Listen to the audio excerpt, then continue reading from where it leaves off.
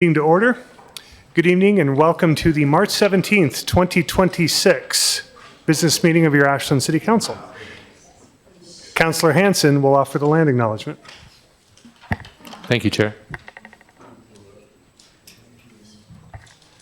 We acknowledge and honor the Aboriginal people on whose ancestral homelands we work, the Irikutsum Band of the Shasta Nation, as well as the diverse and vibrant Native communities who make their home here today.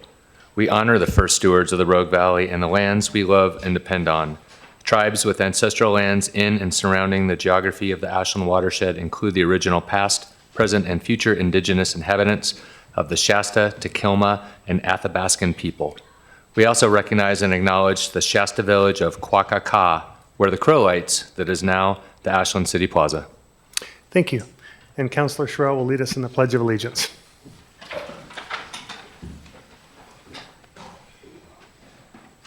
Pledge allegiance to the flag of the United States of America and to the republic for which it stands, one nation, under God, indivisible, with liberty and justice for all. Alyssa, roll call, please. Mayor Graham? Here. Sherrill? Here. Bloom? Here. Dale? Here. Kaplan? Here. DuQuenne? Here. Hanson? Here. Excellent, thank you. And for Chair of the Council announcements, I just wanted to say briefly that I'm sitting in this chair tonight not because Councilor Sherrill got here before I did, but because Mayor Graham is in our nation's capital with the National League of Cities Congressional City Conference. So welcome, Mayor Graham. Thank you, Chair. I'd like to offer a proclamation in support of National Public Safety Telecommunicators. Whereas public safety telecommunicators serve as a critical first link in emergency response, answering 911 calls, providing life-saving instructions, and dispatching help with skill and compassion under intense pressure. Whereas Emergency Communications of Southern Oregon serves as the primary 911 public safety answering point and dispatch center for Jackson County, Oregon, Crater Lake National Park, and over 30 partner public safety agencies, protecting more than 224,000 residents and countless visitors. And whereas these dedicated professionals demonstrate exceptional commitment, professionalism, and resilience in supporting our communities 24/7, often without adequate recognition.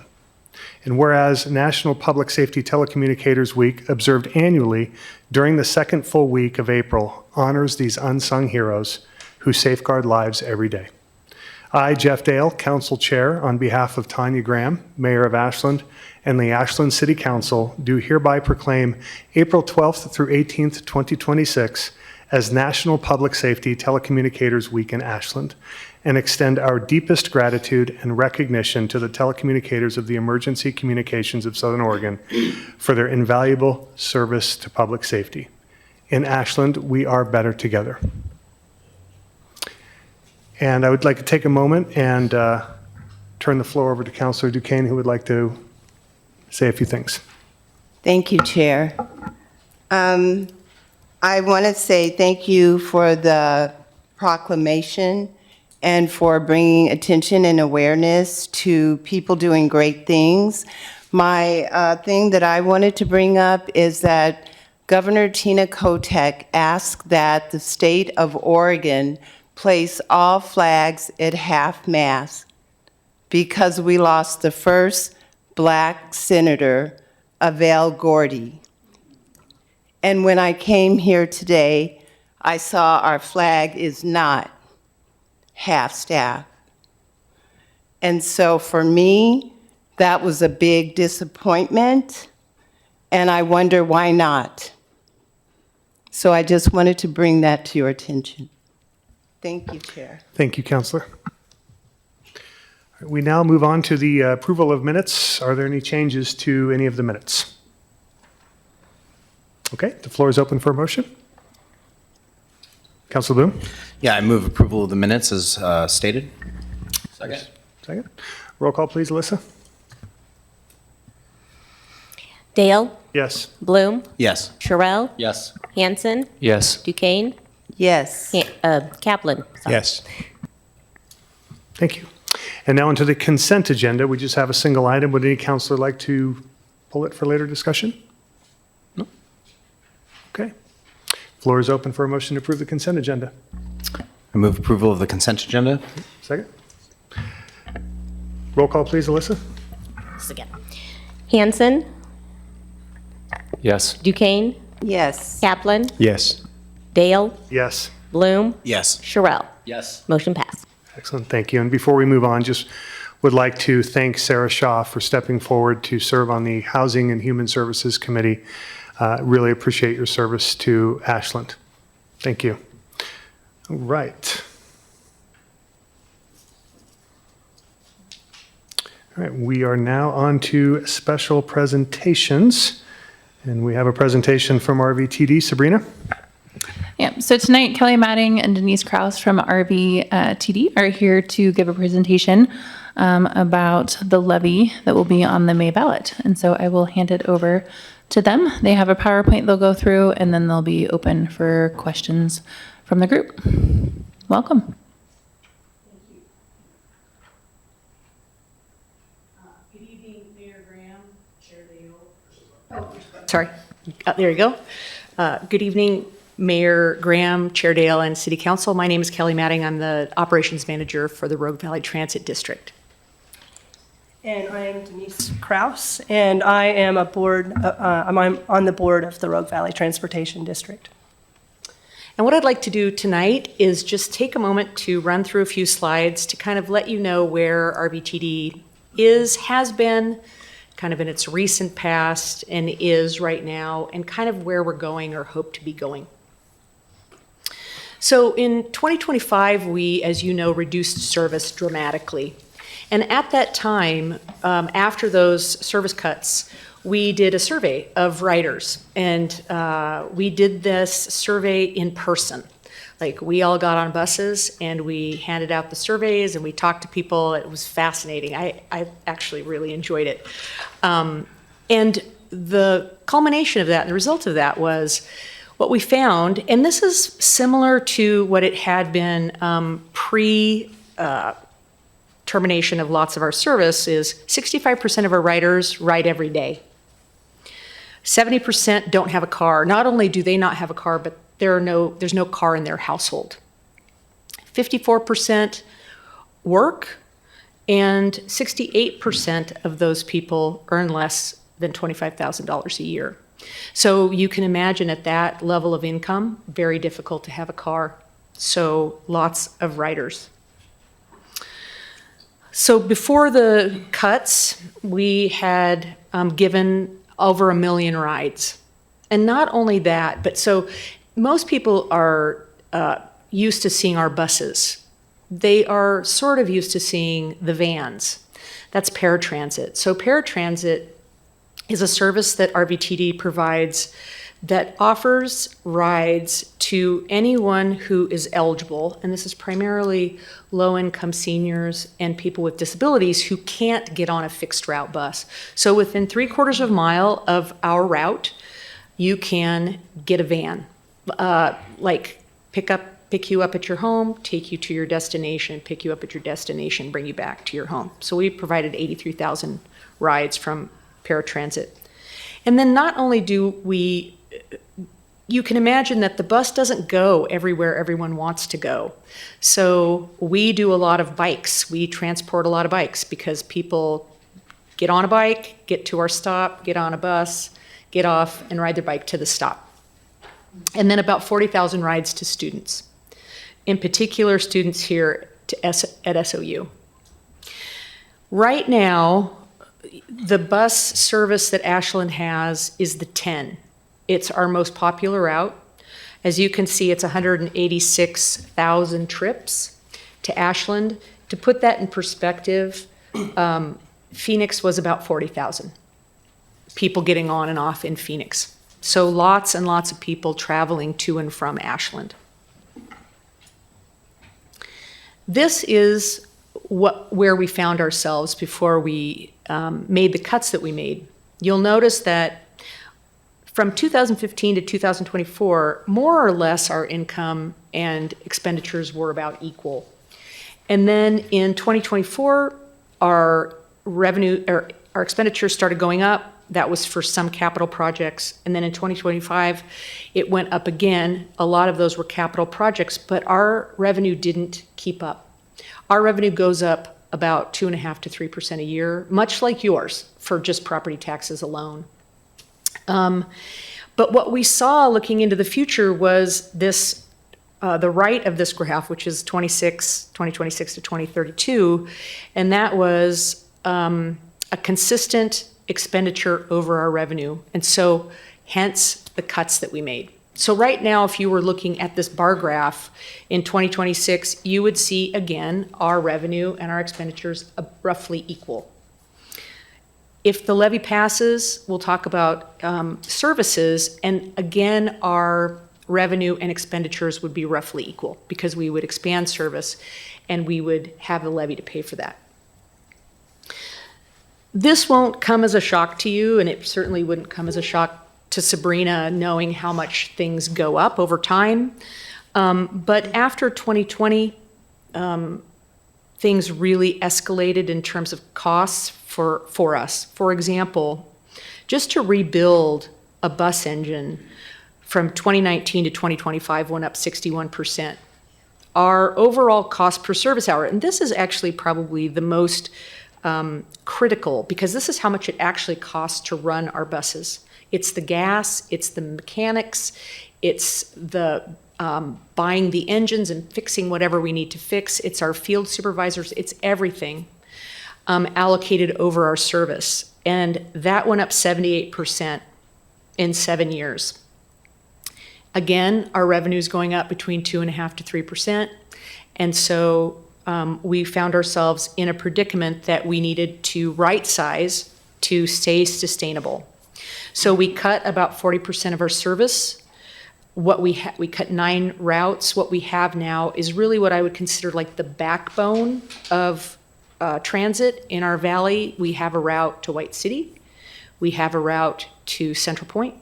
We have a route to Ashland that goes through Phoenix and Talent. We have a route out to West Medford. We have a route that kind of goes on the east side of Medford, close to Biddle, through a lot of lower income neighborhoods and shopping. And then we have a route that goes to the hospital. So if you're in Ashland and you need to go to the hospital, you can get on the Route 10, you can go downtown, and then you can transfer to a route out to the hospital. We cut Saturday service, we cut weekday evenings, and with the Route 10, we went from a 20-minute headway, so the bus is coming every 20 minutes, to a 30-minute headway. The things we also did, it wasn't just the service cuts or the outward-facing things that we did. We really took a hard look at our budget and reduced everywhere we could. So we've suspended landscaping contracts and security contracts. We're using our field supervisors in lieu of the security firm that we had. And frankly, we don't need them right now. Downtown looks much different than it did 4 years ago when we hired them. Travel restrictions for us, freezing management wages, and requiring all of our employees to pay a higher healthcare premium. So in Oregon, you can you have the option of passing a special levy. So that's a 5-year levy. And we went out in 2014 and were resoundingly beaten. And I think it's interesting talking to people who were at RVTD then, they thought, oh, this is gonna pass. And I think the people that they talked to said that they would vote for it, and then I think it ended up not, they didn't vote for it. There was a lot of educational work, and in 2016, RVTD went out again, and it was basically flipped. So they prevailed by 61%. 5 years later in 2021, RVTD went out again, and it was the same. And here we are 5 years later in 2026. The board has approved going out for the levy. In fact, we have submitted to the county clerk all of the information we need to. that will go in the voters pamphlet. And I will get Sabrina a handout that we have that kind of has basically what the voters pamphlet will have on it. But the board decided to continue with the 13 cents per thousand, which is the same rate that we had in 2016, 2021, where the board did not approve an increase. So what that looks like for someone who has an assessed value of house of 400,000, and that's the assessed value, not the real market value, they would pay about $52 a year for RVTD. And that is the end of my portion. If you have any questions for me, I'm here doing the facts and only the facts, and Denise is here doing the potential advocacy for the levy. But Yes. so if you have any questions about the facts of RVTD, I'm more than happy to answer. So thank you, Councilor Bloom. Yes, thank you. Potentially a question for both, maybe just for Denise here. Obviously, the benefit is clear, right? The economic benefit, benefit to workers, very supportive of RVTD and what you're doing. I would be remiss, though, if I wasn't, I'm sitting here as an elected councilor for Ashland to advocate for what can Ashland get. Obviously, Ashland has faced cut routes, reduced hours of service. I'm just wondering if either of you could give us any indication of how we can kind of climb back to the service levels that we were at previously. Do you want me to answer? You can Either way. go. We can tag team it. Go ahead. No.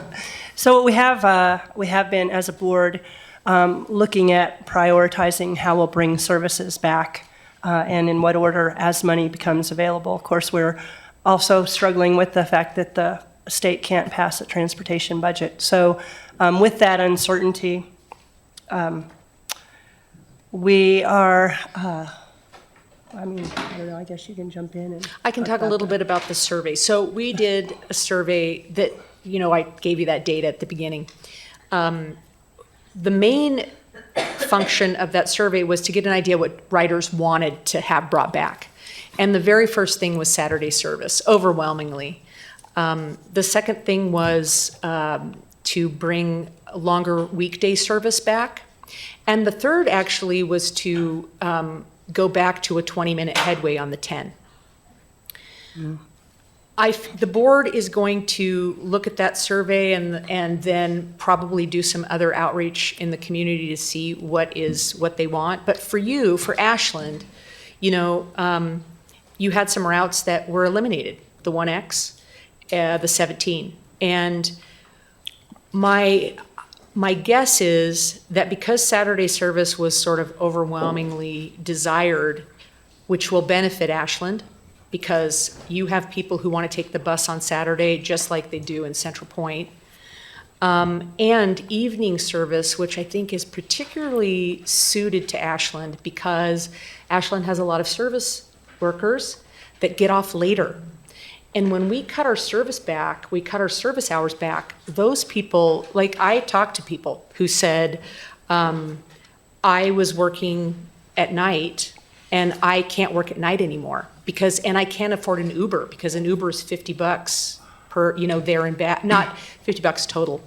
I can't afford that. Or I was working on Saturday and now I can't do that anymore. I have to let my boss know I can't do that.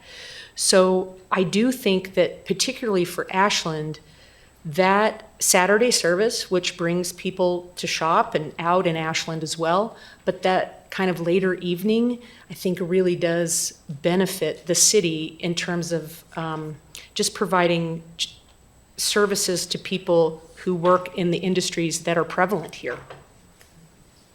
Thank you for that, and I have no doubt of the benefit that RVTD provides this community. It's just my hope that if this does pass, that the board will consider Ashland's needs, especially around the Saturday and weekday evening service. So, thank you. And one of the biggest losses of the 17, it was a pretty new route, so the numbers weren't very high yet. They were going up, and it just takes time to do that. But the real problem with that is the three-fourths of a mile service area for Valley Lift. And so some people lost Valley Lift services because of the loss of the 17. Councilor Kaplan. Yeah, thanks, Chair. I had similar questions to Councilor Bloom, so I won't repeat them, though I'm a little surprised that was the order of priorities, as a Saturday, longer weekday hours, and then the frequency. I rode the bus a week or two ago, and I put my bike on the front because no longer I have to use that in order to get to where I needed to go. The bus was pretty full. It was middle of the day. It was there were about 25 riders, and there were 3 bikes on the bus. In fact, they let me put my bike inside because there were too many bikes on the bus already. So I think that's actually a concern as people are having to make adjustments to their routes in order to, because they don't have a connection on the other side. My question is about the survey, and obviously you said that you did this survey after you cut the routes. So how are you assessing the needs of people who you didn't talk to because they no longer existed? One of the things that we did was we did the survey of people who were riding the bus, and then we extended that survey out. So anyone that was part of our, anyone that was on our website looking at things, and we had their email addresses because we were, pushing out information, we sent that to them. We put information, I think, in the newspaper because we wanted to see if we could get people who may have their routes may have disappeared, and just kind of the general public. I do think that we're going to look at, because we went to Phoenix. I was at Phoenix last night, and a counselor asked, oh no, it was Central Point, because Central Point lost the 41, and they still have the 40. And they said, well, how many people do you think were absorbed went back to the 40 that were riding the 41, and we're going to look at that. So I kind of want to look to see if there were additional routes that were near the routes that remain, what those numbers kind of look like. Did we see a huge increase in ridership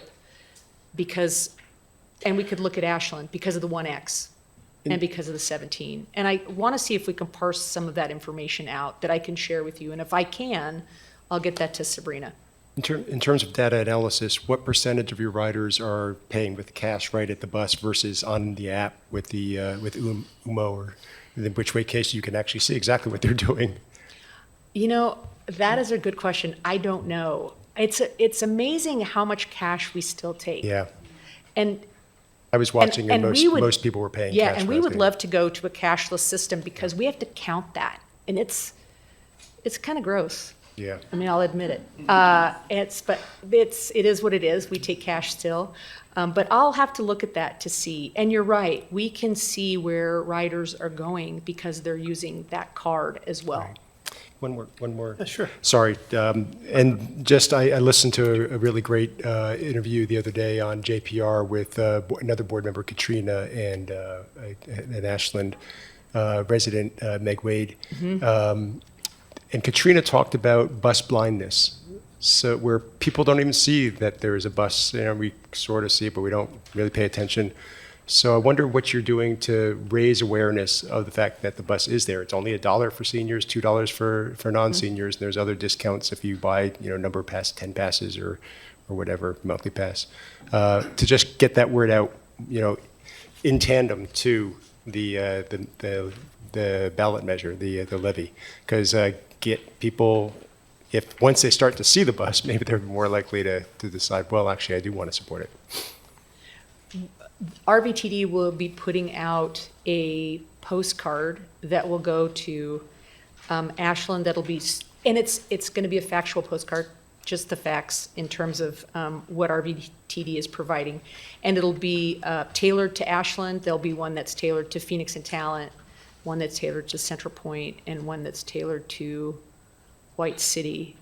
And so we'll be sending that out. But I think maybe Denise can talk about the political side, the PAC sending out some information as well. I don't know. Yeah, there is a political action committee that's organized and is putting together a strategy to get the word out, to promote the ballot measure, and to have a volunteer organization to go out and knock doors and the whole 9 yards. We'll run a real campaign around this. to drum up support. I asked if we were going to advertise on the buses because, we could, but they're looking at the legality of that, whether we can or not. One of the things that happened in this whole cut, the reduction, is Jacksonville lost service. Eagle Point lost service, but they weren't within the district. So, but Jacksonville, they do pay for the district. So we need to get that route back as soon as possible. And we have a lot of priorities, but definitely Saturday service was absolutely at the top for everybody. But we also noticed overall with the numbers that we saw a significant reduction in ridership overall because it wasn't as convenient to, people. Some people had to find other ways to do it. So you never want to cut back services because you will lose some people and it'll take time to bring them back. So that's what we want to do. We want to be a trusted resource for all the communities. Councilor DuQuenne. Thank you, Chair. Good to see you both. So my question was, well, it was kind of twofold. But first off, I wanted to thank you so much for the cuts that you made in freezing the wages to management, looking at healthcare. I appreciate that. Centering the people, that's what we need more of. I appreciate that. It makes sense to me that people would want Saturday back because we have so many essential workers. And so I look forward to seeing us move forward. But my question was, one, when are we going to get the postcard? And two, looking at what was the impact from the 17 going away when you did your survey? I want to talk about the 17. I was actually very surprised that there was hardly a murmur about losing the 17. I expected that there would be more pushback. That was not one we heard anything about, not much of anything. I think that the biggest part, though, of that was the loss of the Rogue or the Valley Lift services. And so some of those people we don't hear from because they just have to try to deal with their situation. So it's important, especially because of that. Yeah, makes sense. Do you know when we'll be getting that postcard? My guess is it will be the beginning of May. Approximately. Kind of end of April, beginning of May. Thank you. Thank you, Bob. Councilor Hanson. Thank you, Chair. Thank you, Kelly. Thank you, Denise. Appreciate all the work you do. And the statistics are staggering, really. I mean, how much you are making our valley more sustainable and more affordable for so many people.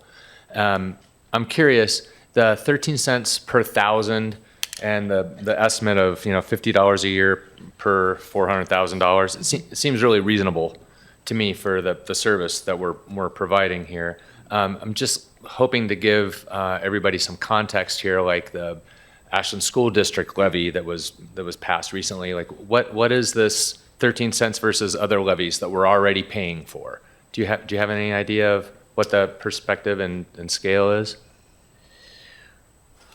In terms of other special levies right now, I mean, are you looking for me to compare this to like the city's tax rate, the permanent tax rate, or other kind of special levies that we have out there? Well, I'll tee it up a little bit. In 2018, the Ashland School District's levy was $2 per thousand. Mm-hmm.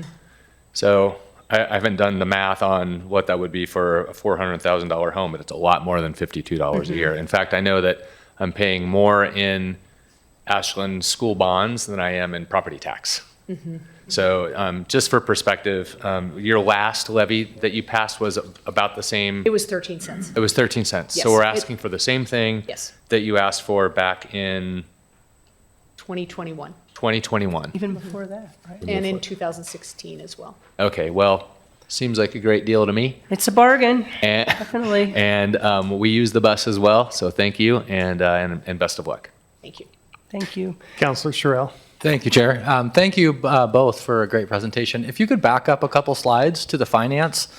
Was it 71 cents? I'm just looking for the kind of the financial feasibility of the difference between the subsidy and the actual cost. For example, if somebody's riding on bus 10 from Medford and back, the quick math to me is like $16 per round trip.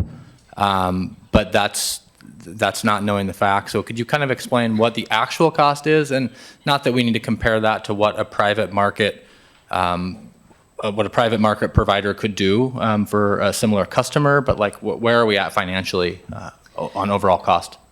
So I just want to make sure I'm answering your question. So I can tell you how much the fare is, but are you looking for, because the fare is $2 or it's $1? Or there are some people that have programs where there's free fare. For example, if you probably went to Aura and you asked for a bus pass, you could probably get one, and they buy them at a reduced rate from us, and then they give them out for free.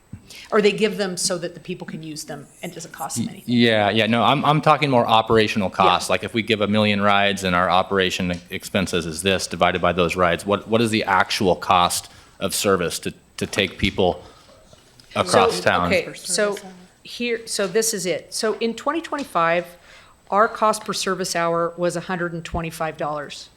So you figure that, well, the Route 10 takes about 4 hours. So that's $500. And I would need to know how many people on average were taking the Route 10 to Ashland, right? So if it's 180,000 people a year, and I'm not sure I really strive not to do math after 2 p.m., but I will try this. So. And I don't mean to put you on the spot. You don't have to do the math in your head. But I guess I can absolutely get you that information because it's really good to know how much it is costing per ride or per person per ride, if you will. I can tell you it costs more than $4 if you're looking to you're going from Medford to Ashland and Ashland back. The true cost of that is more than $4. But let me get you some information. So when I sit back down, I'll jot these questions down and I'll get Sabrina that information for you. Thank you so much. Thank you. And I've just got one quick question. On the slide that you had with the past 3 levies, Yes. it was flipped, as you said. And one of the things that you mentioned between 2014 and 2016 was you said that there was significant education. Was that really the only factor going back what seems a lifetime ago? Was there anything else that was a contributing factor to really just flip those? Denise, were you here when that was? No. I wasn't here either. However, talking to my boss, the general manager, and our planner, really, they believed that it was getting the word out. They went door to door, in particular in Ashland, because Ashland has a very high usage of the bus, as you saw by the numbers, that 180,000 trips in 1 year. And I think they had a well-oiled political machine that didn't exist in 2014. Interesting. Right. I think in 2014, they sort of thought it's such a good idea, people will pass it without, getting the political action committee involved and spreading the word. Good. Interesting. Yeah. Thank you so much, and thank you both for coming and sharing this. Oh, excuse me. Sorry. I was just focused on this. So, Mayor Graham, I'm sorry. I didn't mean to, didn't see you. Oh, no, I didn't raise my hand. Thank you, Chair. I just was going to concur that's what I recall, was that there wasn't much of a campaign that first time, and then there was a significant effort to engage the public and help the community understand the value of the bus and the bus system, and then that's what shifted it those couple of years afterward. And it's also pretty amazing how low the cost is. The 13 cents is, obviously we would have liked to have asked for more. We definitely could have used more, but we need at least what we had. So we didn't want to take any risks with, not getting what we needed. Sure. Thank you both for coming tonight. Thank you. Very much appreciated. Can I just say? Sure. So what we would like to, on behalf of the board, is we would like to ask for an endorsement from the city of Ashland in support of our 5-year levy that will be on the May ballot. Excellent. I think that's coming up later in the agenda for us to discuss. Thank you so much. All right, we are on to public forum. This is the time in the evening where members of the community can come speak to the council about issues that are not on the agenda. And one of the things that I wanted to mention is I know that 15 minutes doesn't seem like a lot of time, and it isn't, but I do want to say that there are several ways to engage council members through emails, thank you very much, Alyssa, through city website, through submitting written testimony for the record, and of course, meeting individually with council members during office hours or individually. And it is so beneficial to all of us. You're heard, and that is a great way to communicate as well. So tonight we have 9, looks like 9, 10. So we'll do 3 minutes each, and we'll start with Linda Adams, followed by Benjamin Ben Bruce, followed by Paul Mazzina. Thank you. We're going fast.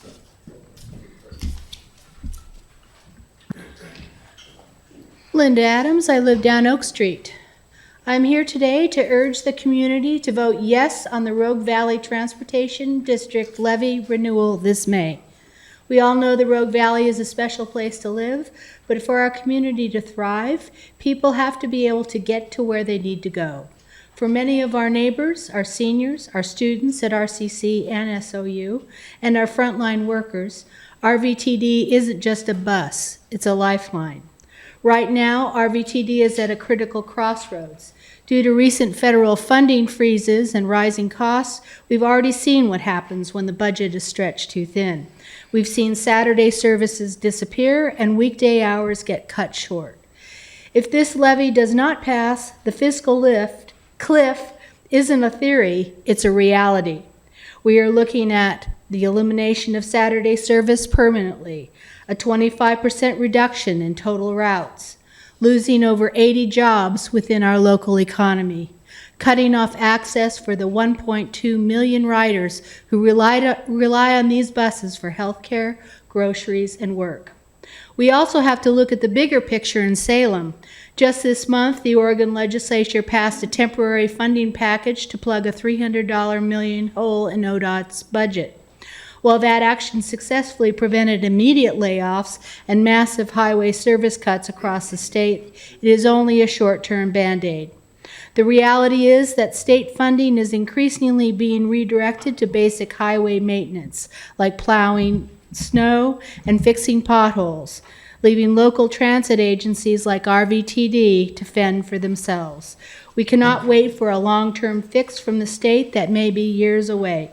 This levy is our chance to take control of our own destiny and ensure the Rogue Valley doesn't get left behind while the state struggles to balance its books. The best part, this is not a new tax. This measure simply renews the current rate of 13 cents per 1,000 of assessed property value, a rate our community has supported since 2016. For the average homeowner, this is a tiny monthly investment that keeps our roads less congested, our air cleaner, and our workforce mobile. Public transit is the backbone of a functional economy. When a student can get to a class or a veteran can get to the VA, our entire valley wins. Let's not move backward. Let's keep the Rogue Valley moving forward. Please join me in voting yes for the RVTD levy renewal. Thanks. Thank you. And Benjamin Ben Bruce. I want to address the issue of the Ashland Community Hospital. The state constitution declares that health care is a human right. This ought to have legal consequences and implications. It seems to me that the city legal team should be looking into this. Asante has a contractual obligation to either provide the services that they've been providing or to give us back $4 million. I would contend that because health care is now a human right in the state constitution, they no longer have that option. Asante has a contractual obligation to the city, but it also has a constitutional obligation. And I urge upon this council to ask its legal team to look into that. I also would like to comment on something that seems really, really weird to me. They're taking away the birthing center. Asante originally got the contract because they were providing complete reproductive health care, which Providence would not do. So women in Ashland, when they get pregnant, tend to have generally two options: terminate the pregnancy or give birth. But with the hospital's actions, it's either have an abortion or leave the city. Seems really, really weird to me. Thank you. And after Paul Mazzina, we'll have Lori Hoagland, Eric Navikas, and John Maurer.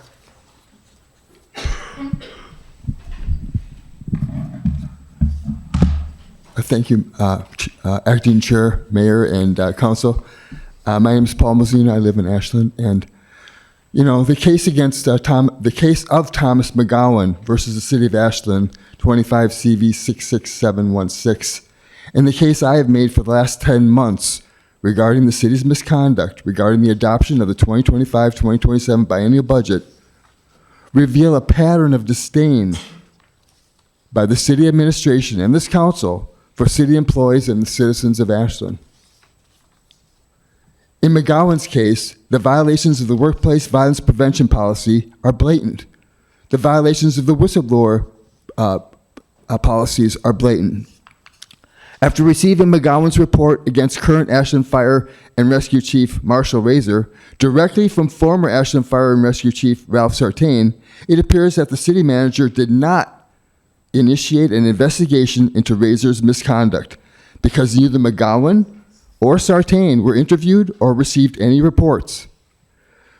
Soon after filing his complaint, McGowan reported to Razor that he had a shoulder issue that was dated many years back that he needed surgery for. And he attempted to schedule that surgery with Marshall Razor at a time that would be most beneficial for the Ashland Fire and Rescue and that would allow him to collect the maximum benefits and compensation for the surgery. A couple days after he announced that, he gets a letter informing them that he's been terminated because of some budgetary constraints. So after filing the complaint, literally a couple days later, he gets terminated. But at the same time, there's 4 open positions on the fire and rescue. Assistant chief, there's firefighters, there's 4 open positions. But they terminated him because of budget reasons. So he said, well, I can step up and do one of these other jobs. They wouldn't even entertain him for these other jobs, maybe because he reported he had a disability with his shoulder. This is a retaliation against someone for a disability that they have, which he was going to address with surgery. So he filed the complaint. Shortly thereafter, he's terminated from his job. They won't let him get it. They won't let him come back and apply for other positions. So he's forced to sue. And in December 17th, he filed a suit, and the city didn't respond to him.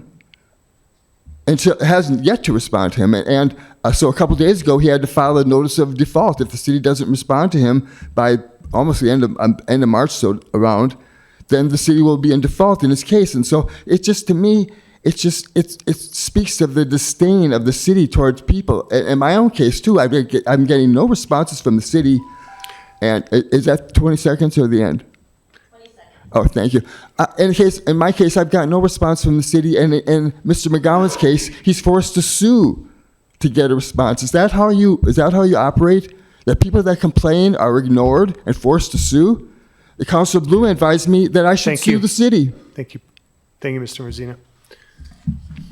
Lori Hoagland.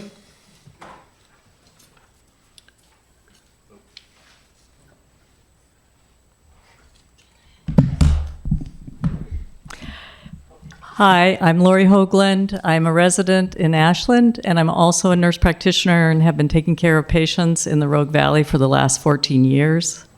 I became a nurse practitioner over 40 years ago to provide high-quality care to every one of my patients. And over the course of the last 40 years, what I've witnessed is in this time where we have advanced technology, we have good medications, we are creating a healthcare system that's like a football game. There's no reliability, and as a consequence of that, people are getting different levels of care. And as I'm part of the Save Our Ashland Hospital Coalition, what I'm witnessing is a reduction of services, which Asante has not consulted with the residents in terms of what their needs are or have a conversation with us. They have offered 13 forums to inform the residents of what their changes will be, and those booked up immediately. We were told by the city council that they would be adding more of those. I have not seen evidence of that. There is a need to get the information out to the community.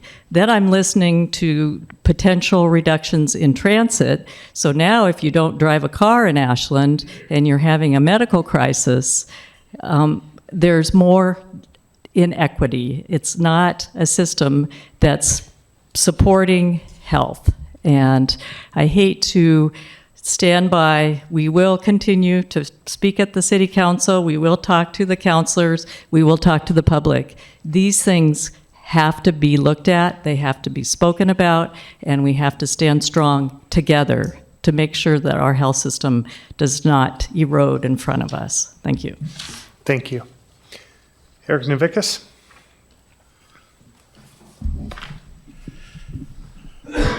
Yeah, thanks for the opportunity to speak before you. I'm speaking tonight on the ELIA report, the exclusion zone, and the police chief, as he was requested of the council, to give an update on this every quarterly.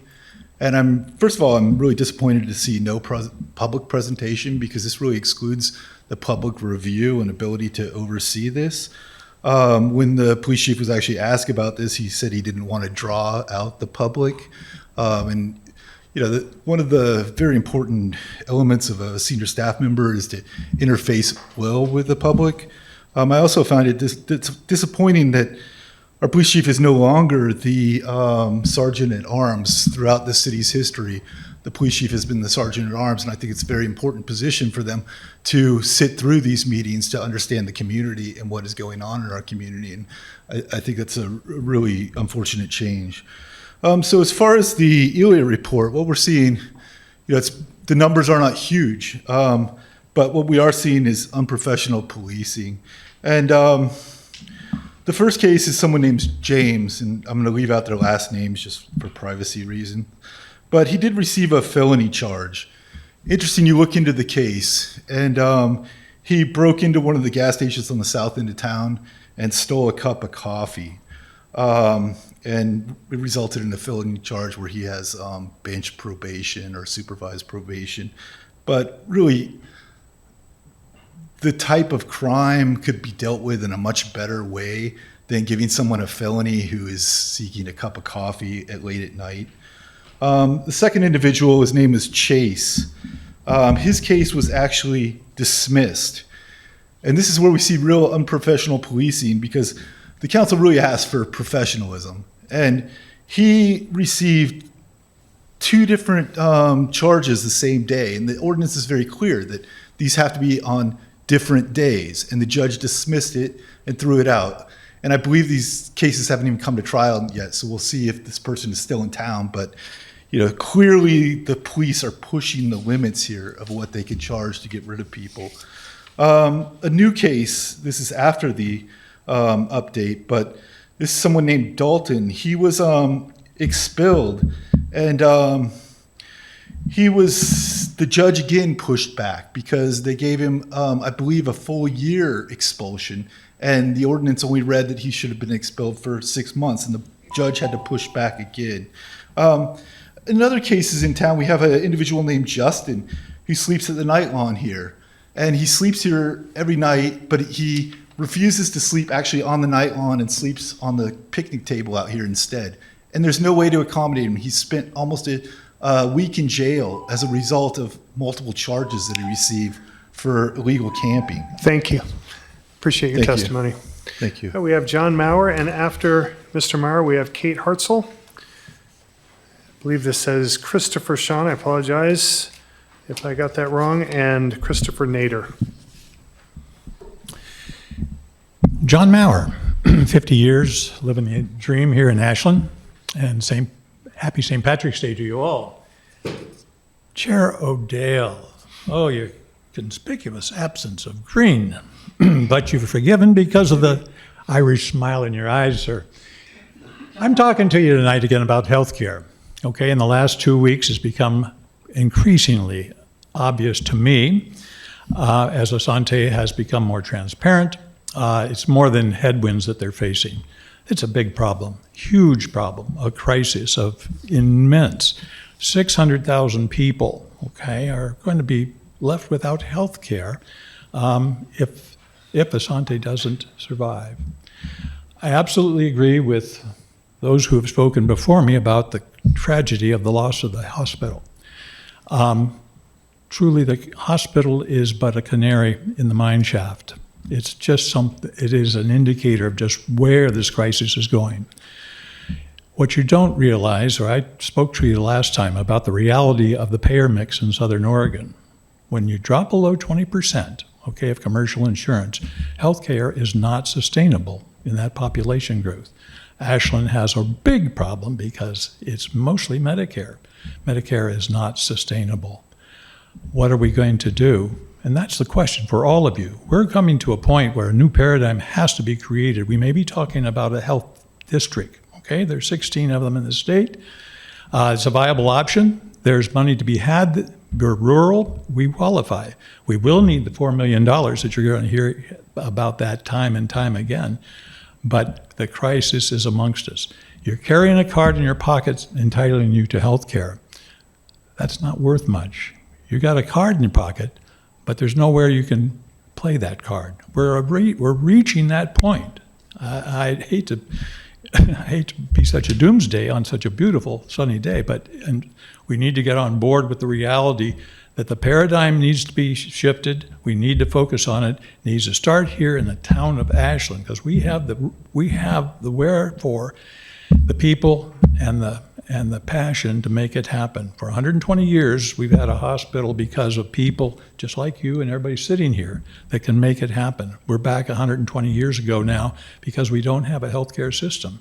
It's big, it's huge, and I thank you for your time. Thanks for being here. Enjoy the rest of your day. Thank you.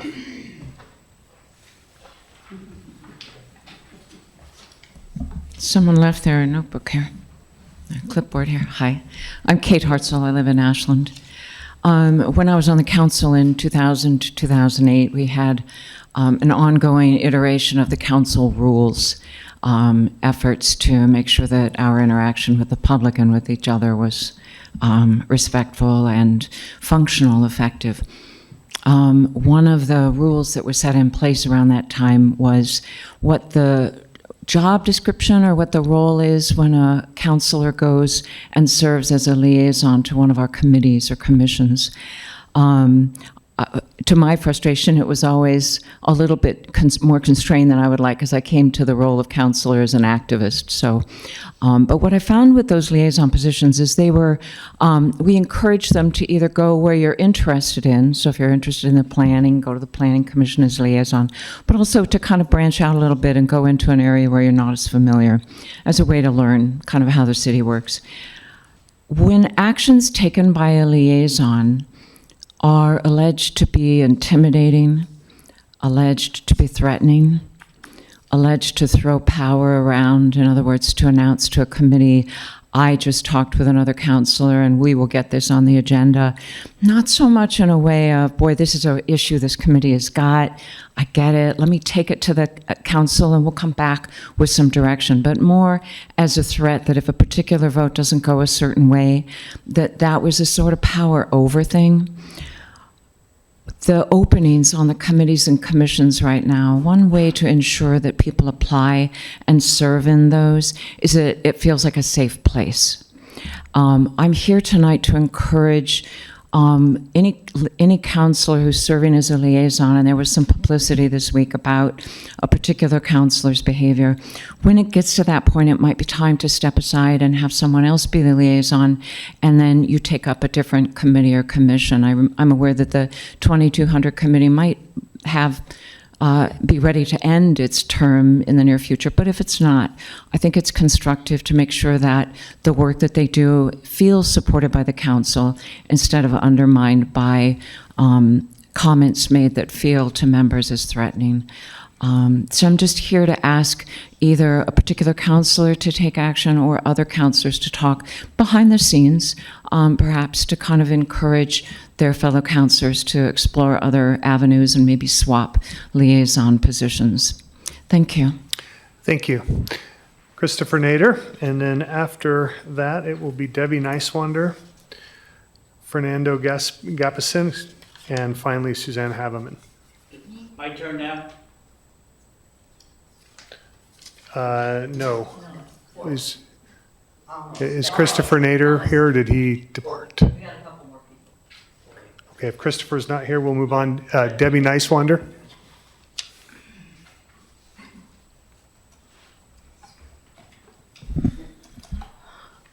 Hello, my name is Debbie Nicewander, and I'm here to review the September 15th and November 17th, 2025 study sessions. Back in September, staff directed administration to come back with answers to 3 questions: data on police calls at the lawn, clarification of ordinances related to camping bans and state law, and assessment of city-owned properties as potential alternative sites. And, well, we didn't get that. So we did get a report on prohibited camping.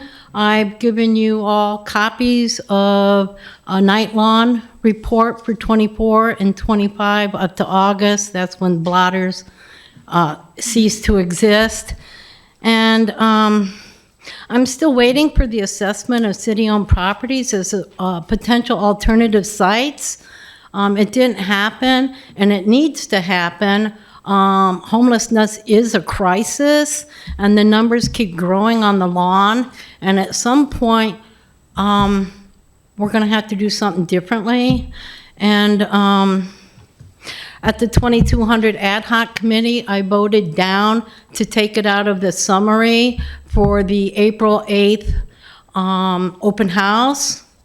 And I didn't get, I got some negative feedback for voting it down. And then apparently somebody thinks I'm strategizing, but I'm just going to put it out there. When I vote for me, myself, and I. I fly solo. I always have. And I just wanted to make that clear. I know my reports are a little funky. You know, they're not normal. I'm not normal. But you get what you get. So yeah, I'm looking forward to an assessment of all city properties. The 2200 is a city-owned property.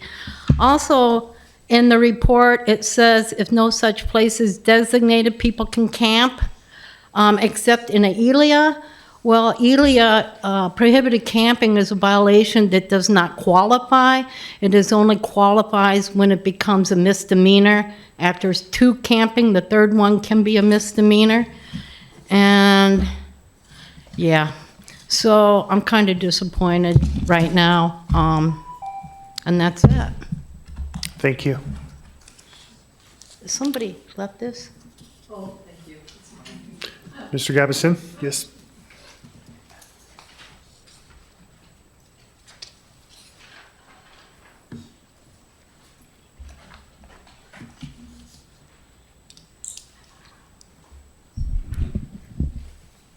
Greetings, councilors. I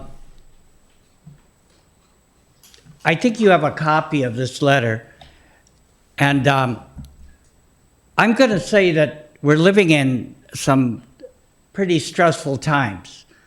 And some hard solutions are going to have to be made. It seems like it's something that we should do collectively.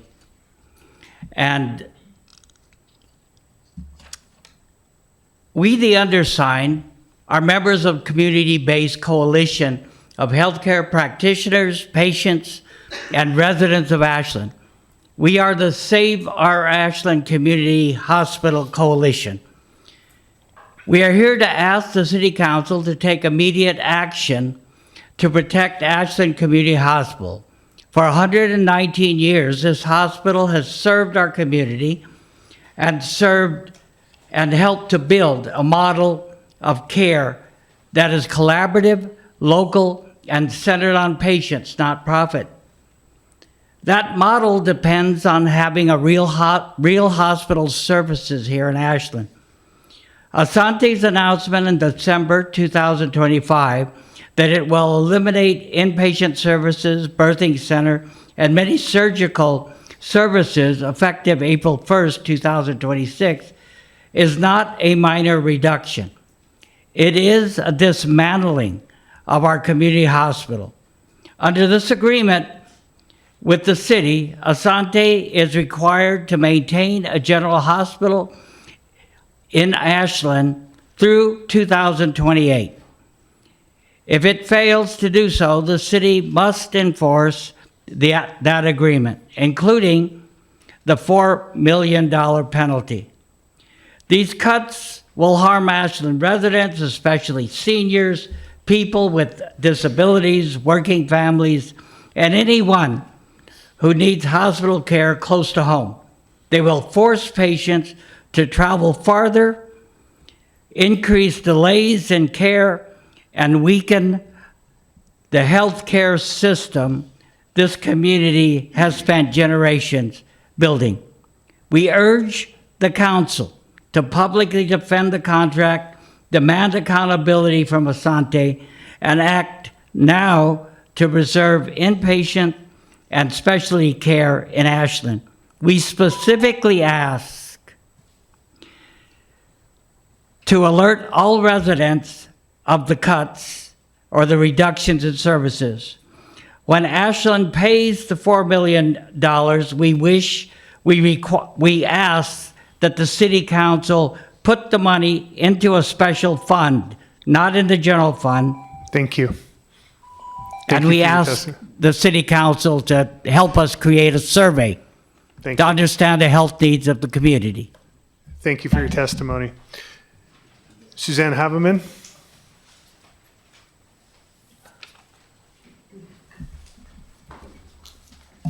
Good evening, City Council.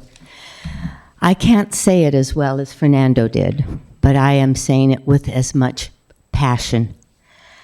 Please take this seriously and don't let this slip away. We will lose a hospital, Ashland Community Hospital, that we can never get back. This hospital is essential to Ashland community. What are the risks? Save Our Ashland Community Hospital. Why? What are the risks? We are at risk for inferior, stressed, compromised healthcare service without both Asante Rogue Regional Medical Center and Ashland Community Hospital. We need both hospitals, which are complementary to each other in covering the healthcare needs of this community. Without Ashland, we lose a transitional hospital that can see patients with less intensive medical needs in a timely manner with appropriate intervention and care, or when needed, stabilization and transfer to ARRMC. The reality is that frequently 5 hours can be the waiting period in Rogue Regional's ER. Overcrowding, exposure to contagions, lack of beds, shortage of staff can put patients at risk. Depending on the urgency, without an alternative, the condition of the patient may require being transported by ambulance or plane to another medical facility. If you haven't experienced this, it's difficult to imagine that experiencing what I have just explained, when you're there with a sick family member or friend, and you're worried that their health is deteriorating, it is a horrible feeling. And the care is not being what you would expect or hope for. And you'd realize then, what have we done eliminating Ashland Community Hospital? What are the benefits? Ashland Community Hospital can be that traditional hospital where patients can be seen in a timely manner with appropriate intervention and care, or when needed, stabilized and transferred to ARRMC. Medical care at Ashland can be easy and simple. Healthcare in the Rogue Valley has been exceptional with the support of Ashland for over 119 years. Let Ashland Community Hospital be part of the solution to great healthcare in this valley. Get the $4 million that's due us and start looking for new ownership. Thank you. Thank you. And thank you, everyone who testified tonight. Moving on to the second reading of Ordinance 3282, creating Section 2.55 of the Ashland Municipal Code, disposal of real property. Johan? Thank you, Chair. So this is a second reading. This is, like you say, the second reading of the code we talked about last time, disposing of real property. As we discussed, this ordinance essentially follows the ORS with all the requirements, with the sole addition of adding the non-exhaustive list of valuation factors in Section 3. No changes since last reading. Okay. Any questions for staff? Councilor DuQuenne. Thank you, Chair. I understand this is the second reading, and we refer to ORS Chapter 221 and 271 frequently in this, but it was not attached. And I believe it should be attached so that our constituents can read it and be familiar with it. And then I had a question regarding page 2A. Under A, it says notice. And I looked at 380 Clay Street, and the notice is just for 4 days. I believe it's March 16th through the 20th. But looking at this, it says the notice shall be published at least once during the week prior to the public hearing. So at least once during the week of the public hearing. How long? Would it be like 1 day, 4 days, 7 days? It doesn't say in here, and I believe that it should be in here. Yeah, so this is the notice for the public hearing that this section was referring to. What you're referring to is the notice of sale. So the bid period. How long is the notice? We published the notice of the public hearing at the same time we published the packet for the council. So it's published along with all the information that goes out to the public. So what is it, 10 days before? 10 days before? The public hearing. Before the public hearing. So that means that if something is posted, it's posted for 10 days? Yeah, so this section of notice is referring to the public hearing regarding the sale of the property, not the bid process that the property is being sold at. How long is the bid process? It depends on the parameters set by council. So with 380 Clay, there were no parameters set by council, so we did a 4-day bid period. Okay, so, Or 5 but days. in here, it doesn't have any parameters either, I don't think, does it?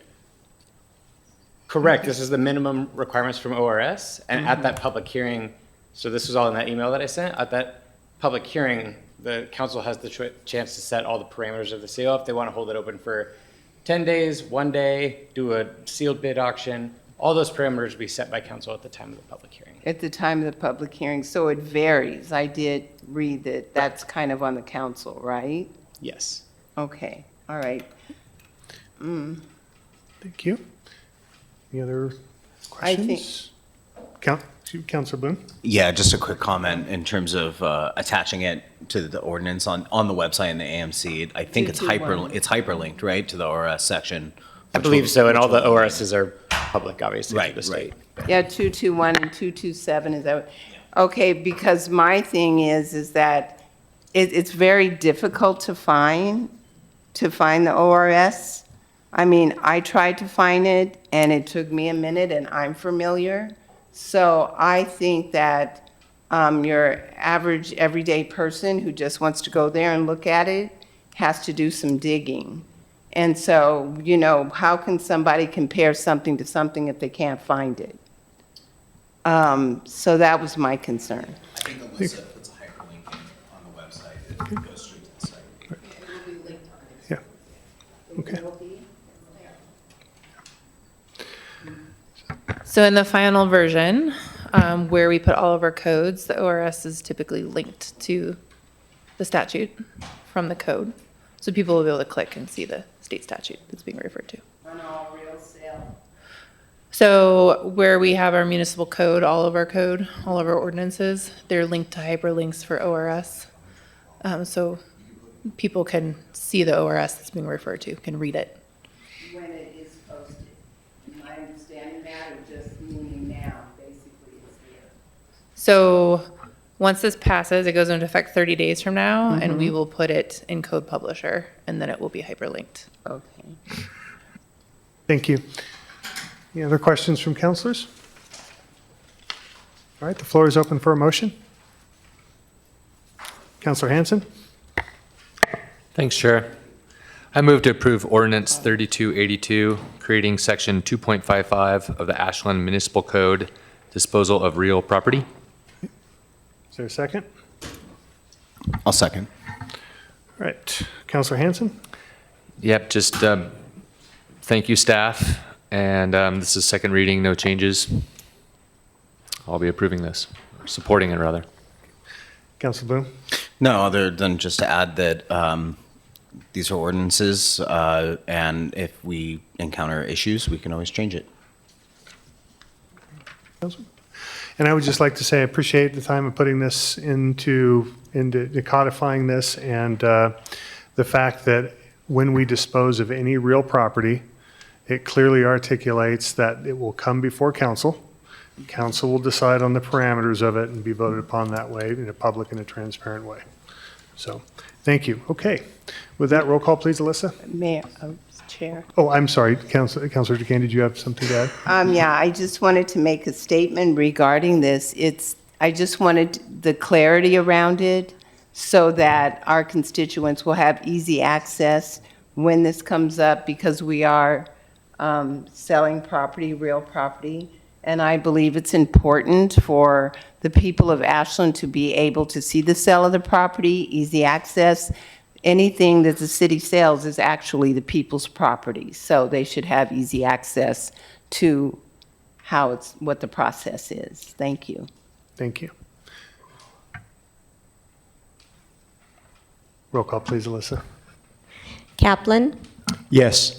DuQuenne, Yes. Hanson, Yes. Sherrill, Yes. Bloom, Yes. Dale. Yes. Motion passed. Thank you. All right, moving on to the second reading of the ordinances 3288 through 3292. There's 5 of them. Johan again? All right, so these, the second reading is again the group of ordinances that went through the small group, as well as were part of Table 3 originally when brought to council. I'll go ahead and read the ordinance title and then remind you of the change, but there have been no changes to these since first reading. So Ordinance 3288, an ordinance creating 15.04.270 to prohibit permits when code violations are outstanding. This change makes it so no building permits shall be issued when there are active code compliance issues. We discussed that last time. Would council prefer me to go through all of them and then ask if there's questions on all of them? Sure, why don't you? Yeah, Okay. thank you. And then Ordinance 3289 is an ordinance updating 15.36.030 to correct for the proper department that assigns frontage. So practically speaking, the department is either Public Works or Community Development, not the city recorder. And so this change allows for that. Ordinance 3290, an ordinance amending 9.08.170 subsection 3 to create certain exemptions for heat pumps or mechanical devices from noise regulation. This came up due to neighborhoods with close lots. It's often impractical or impossible for these heat pumps, even within their 25-year lifespan, to comply with noise ordinances. So we wanted to create an exception for those devices. Ordinance 3291, an ordinance amending 13.16.035 to require property owners to remove or prune dangerous trees without a permit. This came up because we were essentially requiring homeowners to remove dangerous trees and then require them to obtain a permit to remove that tree. So this way we're kind of cutting out that extra expense for them and extra headache. And then finally, Ordinance 3292, an ordinance amending Chapter 6.50 to reflect marijuana retail regulation. This essentially removes the medical regulation and updates for retailers per ORS. Excellent, thank you. Any questions for staff on any of these? All right, the floor, did you have a question? Yes, Councilor yes, I Stroh? did. So on ordinance 3288, where it talks about codes not being, or code violations stand in the way of issuing new permits, under C, section 1C, the building official may authorize issuance of a permit when necessary to abate hazardous or unsafe conditions. And I would just hope that that's noted on the record, that that's like heat or water, and the Correct. code official will still approve That's those. correct. They wanted Okay. to allow that flexibility in case that issue came. Copy, thank you. Yep. Other questions? Okay, floor is open for a motion. Councilor Bloom. Yeah, thank you. I move to approve the following ordinances. 3288, an ordinance creating 15.04.270 to prohibit permits when code violations are outstanding. 3289, an ordinance updating 15.36.030 to correct for the proper department that assigns frontage. 3290, an ordinance amending 9.08.170.3 to create certain exemptions for heat pumps or mechanical devices from noise regulation. 3291, an ordinance amending 13.16.035 to require property owners to remove or prune dangerous trees without a permit. 3292, an ordinance amending Chapter 6.50 to reflect marijuana retail regulations. Second. Second, okay, Councilor Bloom. No. Councilor DuQuenne. No. Any other councilors? Okay, thank you. Roll call, please. Listen. Sherrill? Yes. Bloom? Yes. Dale? Yes. Kaplan? Yes. Duquesne? Yes. Hanson? Yes. Whatever. Motion passed. There we go. That's the word. That's right. All right, moving along.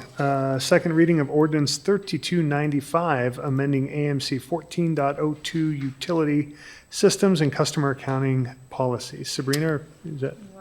Either way, you can go. So we went over this last time. There's been no changes. So we're just looking for passing the second reading. Any questions of staff? All right, floor is open for a motion. Councilor Bloom? I move to approve ordinance 3295, amending AMC 14.02 utility systems customer accounting policies. Second. Sorry about that. Councilor Bloom? No, this is incredibly needed, and it's high time we get caught up. Councilor Sherrill? No, thanks. Any other councilors? Okay, roll call, please. Okay. Kaplan? Yes. Duquesne? Yes. Hanson? Yes. Sherrill? Yes. Bloom? Yes. Dale? Yes. Motion passed. Right. We are on to new business, and we have the discussion around endorsement of 15-240 Rogue Valley Transportation District. Sabrina. All right, so the Rogue Valley Transit Now Political Action Committee reached out requesting that City Council endorse the ballot measure for the levy that they spoke about earlier during the special presentation. So in your packet, you have the voter pamphlet information that they're looking for us to sign on to. So tonight, I'm just looking for a yay or nay through a motion from council to authorize me to go ahead and sign and submit that SEL 400 form on behalf of the city. Does anybody have any questions for staff or Sabrina on it? No? Floor is open for a motion. Councilor Kaplan. I move to endorse the local option levy for general operations of the Rogue Valley Transportation District and authorize the city manager to sign and submit the SEL 400 form on behalf of the city. Second that. Councilor DuQuenne. Councilor Kaplan. Yeah, I think we all want to jump in and support this. There's a lot of support in this council for our Rogue Valley Transportation District, and we appreciate staff and board coming to talk with us and reiterate how important it is to our valley and to our community. So I'll be supporting this, and I'll be doing everything I can to see that this levy gets approved by the voters. Councilor DuQuenne. Thank you, Chair.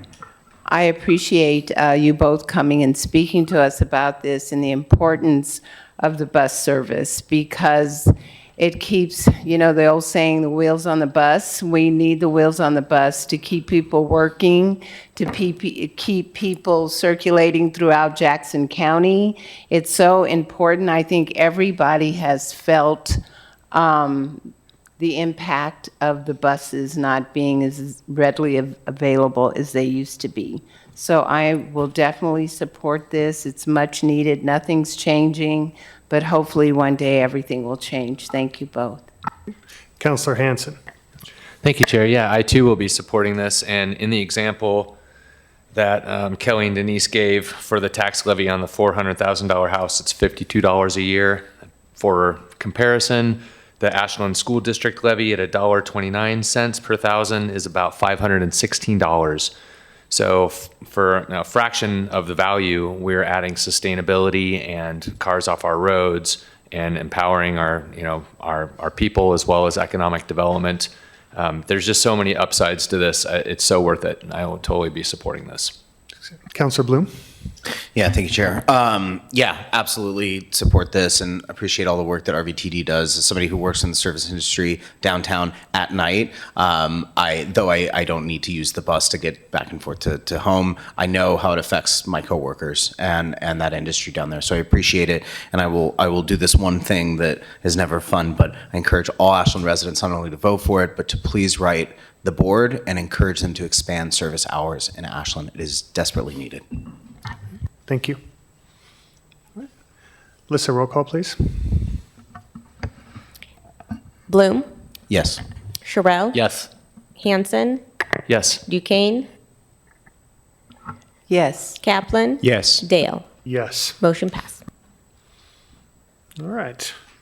Moving along to the approval of a pedestrian and bicyclist wayfinding signage design. Jordan. Jordan's going to come up here and speak about this, but just as a reminder, this has been a few years in the making through our TLT funds. So I'm excited that we're finally at this point to be able to move forward.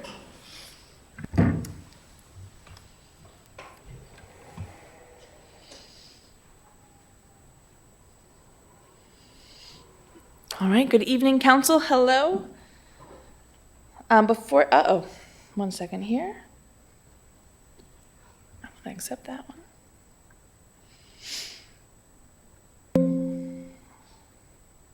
I would love to take you all through the free trial tonight, but we'll stay focused on wayfinding. Hello, council. Honored to be before you all tonight, before Piper here with Terrain Landscape Architect, and I get into this presentation. I want to just start with a thank you to the number of folks that were involved to getting us in this moment. In particular, there was a group of stakeholders that were advisors throughout this whole pathway, from our transportation committee to downtown businesses to A Street businesses to our Parks and Rec office and to Travel Ashland. They used their lunch hours to spend with Piper and I to really work through some fun, creative projects. And then also a shout out to the Historic Preservation Advisory Committee and OSF for also being consultants for us along the way. So I'm excited here to present to you all tonight the final design that was selected by this group of stakeholders. There's two options, very similar for the map kiosks, that I would like council to weigh in on tonight as kind of the final decision for approval. So I'll just get going with some basics of this project. As a reminder, the goal of this wayfinding signage project is to move folks, both walkers and bikers, from our downtown area to other commercial districts. So that's going to be the Railroad District, the University District, and our watershed trails. The goal is to get them there and get them back again through some really good looking signage that really represents what we're proud of here in Ashland. So we sent out an RFP, and we ended up working with Terrain Landscape Architect to help us design 3 different types of sign. The first being a map kiosk, where people can look at a map and get some contextual information. Pedestrian signage, so people know where to go on foot, as well as bike signage to get around by bike. After going through a couple different themes, kind of the stakeholder advisory group really resonated with matching the metal signage that we have as our gateway signs to Ashland. There's also some art around town that people really resonated with, as well as the natural integration of kind of that metal look with our environment, our hills, our surroundings, etc. So this was the main source of inspiration. And I will get you all, in our packet, we have the whole process for how we got to where we got, but I want to show you guys the final designs that are coming before you all tonight. What I will first show you is the kind of the pedestrian and the biker wayfinding, and Piper is here in support to help explain any design elements you all might have questions on. For me, it's easier to see in the rendering, but the idea is we'd like some color-coded signage per district to help get people to their locations. This is a pretty standard sign that we see a lot of places, and kind of the artistic element we'd like to add is a metal topper that mimics kind of the theme throughout our signs. There is also bike signs. Bike signs we have less creativity over. It is very mandated through the MUTCD, and please ask Piper what that stands for, because I don't remember in the moment, but it really defines what materials, what colors, what font size, etc. for bikers. And that is where you guys will see the creativity we get with bike signs is really that top image. And once again, we're trying to stay with that theme of the mountains that surround us. Any questions on the wayfinding directional part? Councilor Hanson. Thank you, Jordan, and thank you, Piper. When I'm looking at so first of all, high level, this is great. We've needed this, our community's needed it. When I was working with the chamber on the board many moons ago, there was so much emphasis on getting this going. Kudos that, now here we are. So first off, again, love where we're going with this. I'm a little concerned about the pedestrian signage height. Could you tell me what's going on there? What kind of industry standards, or I'm just afraid somebody's gonna clock that thing that's not over a 6-foot person's head. Fair, So- I'm gonna let Piper take that one. Yeah, help me. Sure. Hello, Council. So great to be here this evening. Are you talking about the tall one? No, the one that's like at head level. So the one at head level has to be specifically out of the way of travel. So it can't be in a sidewalk. So it can be like in a planter set off to the side. Gotcha. It's not something that's someone's gonna run into. The rendering does not depict that, so That's thank true. you. Thank you for that. Yes, but yeah, by MUTCD standards, and don't ask me what that stands for right now because I never remember. It has to be like in a planter or somewhere that's not in the path of travel. That makes sense. Thank you. Councilor Kaplan.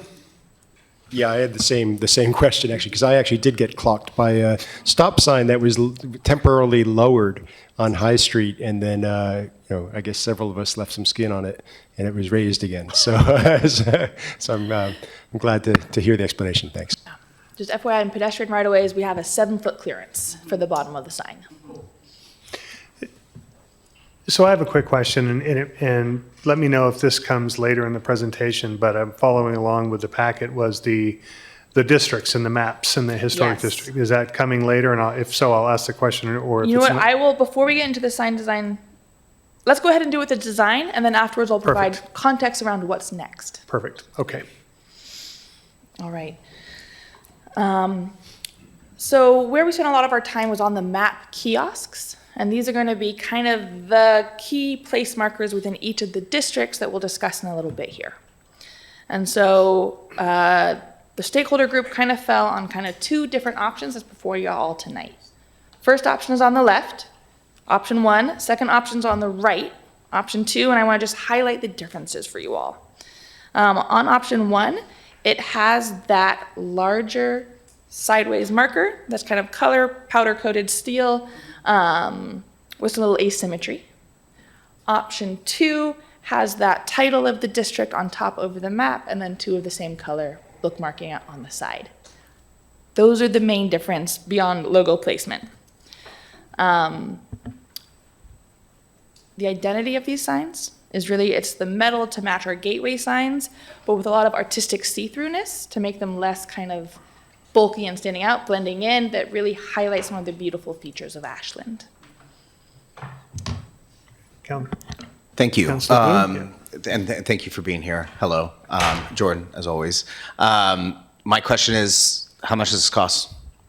Option one, option two, is there a slimmed down, cheaper option? There was no information about the money in this packet. Yeah, so I'm happy to share. So after City Council agrees on a design as our primary design, part of what Piper's team does is they go out and they get various costs from different contractors to know what our ballpark figure is. I will say between the two sign designs before you tonight, it's going to be negligible. They're practically the same size with a little bit of artistic difference. To give you a sense of ballpark, and granted this was pre-2020, the signs that we have here in Ashland are gateway signs. There's 3 of them. In total, for both their design, creation, and installation, they were $24,000. So we will have a better sense of actual cost of these signs. Once Piper, in the next 2 weeks after we have go forward with this design moment, to get the actual cost, it'll come before council. And then that'll be part of our discussion of the rollout of this project. We currently have $100,000 earmarked in this budget. We don't have to spend that all. Do It Here is coming out of our tourism fund. And we can also slow walk. One thing that we will discuss after we go over the design options is just what the reality is of rolling this out, particularly as we know a lot of changes are happening at SOU, the university district, et cetera. My recommendation for rollout would be to pause on that one until we really understand where we want to point to, et cetera. So I'm going to be ahead of myself, but long story short, we don't have exact costs. Next step would be costing over the next 2 weeks. Councilor Sherrill? Thank you, Chair. I love these. These are awesome. Can you talk quickly about the design? Is that see-through where we have what I would assume are like east and west forks of the creek and so on and so forth? Yes, cutouts. Those are completely cut out, so there's not a blue back through there. Okay, and I think I saw some renderings of this at the Historic Preservation Committee meeting, and they were circular. Did that change recently from circular to this more vinous look? Yes, and this one in particular is meant to be the watershed, so it's Okay. the creeks running through. I'll give you guys the quick. And then the other ones are, oh yeah, This is our downtown front, this is the railroad district, Yeah. and this one, they're birds, it's hard to see here, Okay. for SOU. Yeah, just making sure there wasn't something behind it of color. Awesome. Those are beautiful. Thank you. So I have a quick question. How is it relative to, how will these signs hold up? How resilient are they? Yeah. And So that was one of both the to main. human-made, problems and also natural problems, so forth. Yes, and aging. absolutely. Okay. And this was an important part of us. So Public Works was a part of this project and conversations around what materials they would like to see and what would work for them. And they actually pointed to our gateway signs of things that have stood up really, really well to both time, graffiti, as well as cards. I will admit one of our gateway signs has been hit, I think, 5 different times now, and it's still looking really good, although we're deciding to move it somewhere else because I think 5th time's the charm on that one. So this in particular product, our Public Works Department was very supportive of. Given how it ages naturally, it's easy for them to clean off if need be, and that it holds up well from impacts, et cetera. Excellent, thank you. Yeah, use that material, whatever that is. Councilor Bloom? Yeah, thank you. Just kind of taking it back to the financial question. When you go out and you kind of get a good cost estimate, you come back and it just is maybe too expensive and we're not happy to move forward. What consideration is there for an option 3, something that's much more scaled down and affordable? And I do understand that there's money in a tourism fund, but we also now are allowed to use more of our tourist money for other purposes. And considering we have a structural deficit, I think that these are things we need to be considering. Yeah, and I do want to put a little disclaimer on that. The way City of Ashland works, because we're grandfathered in with our tourism fund, that 70% of our tourism dollars go into our general fund, where the bill that state passed allows cities to go 50%. So we can't tap in more on that. Anything future that we add, if we add an additional percent, we can split 50-50, but I would recommend to council not applying that to the TLT that we already have in place, because there'd actually be less money going to supporting services like policing, et cetera. So still, my question stands if there's an But you hear the option question 3 of, that's. yes. So there are off-the-shelf options that are gonna be much more like, and I'll pop it up here. Like you see here, that are more the typical what you see in parks, et cetera, that potentially could be a cheaper option that we could go for in the intermediary. And we could also do it without kiosks, because we could just have it with the directional wayfinding as well. And we'll be provided all of those options. Here are the different costs associated with something like this. Here's one with the option 1 or option 2 design with a kiosk, without a kiosk, so that we have all of that information to inform our decision. Great. Thank you. Councilor DuQuenne. Great question, Councilor Bloom. I look forward to seeing the different options too, just in case. My question is I believe you mentioned, Jordan, hi Piper. I believe you mentioned, Jordan, about the gateway signs, and I know there is one on the north end that says Ashland. On the south end, there isn't. Are we going to get it back, or what's happening with that? Yeah, so there's 3 signs. The one, and I believe it's off of exit 14. It was at exit 14. Yeah. I think one's at 11 and Yep. one's in the north So it's side. the one at exit 14 that keeps getting hit, I believe. And I will email you if I'm getting it wrong on my exit numbers. But That's we are great. looking for a different location to put it that would be prominent. Would love to put it out at the same time we implement the wayfinding signage here. Just because it has been struck so many times. Where would the second placement be, location be for that, if you? And you're talking specifically about the gateway signs we already have, is that right? The one Yes, that- or if we're going to get another one, or? Yeah, no, totally. I do not have that, I do not know at this time, but I'm happy to look into that and try to speed that process alongside this one to make that happen.